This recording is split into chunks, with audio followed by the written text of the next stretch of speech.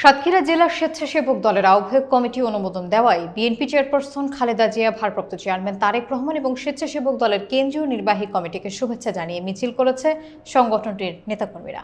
বিস্তারিত থাকছে মোকাররম বিল্লাহ ইমনের প্রতিবেদনে। বুধবার 19 ফেব্রুয়ারি বিকাল 4টায় শহরের সঙ্গীতা মোড় থেকে মিছিলটি শুরু হয়ে শহরের প্রধান সড়ক প্রদক্ষিণ করে চায়না বাংলা শপিং মলের সামনে গিয়ে শেষ হয়।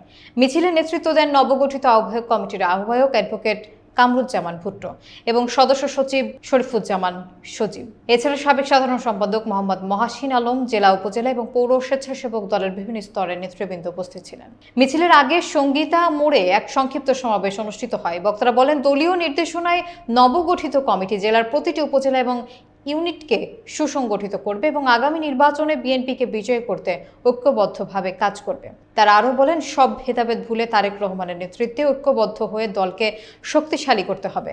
নেতারা বিএনপির প্রতীক ধানের শীষ বিজয়ের লক্ষ্যে স্বেচ্ছাসেবক দলের সক্রিয় ভূমিকার উপর গুরুত্ব দেন।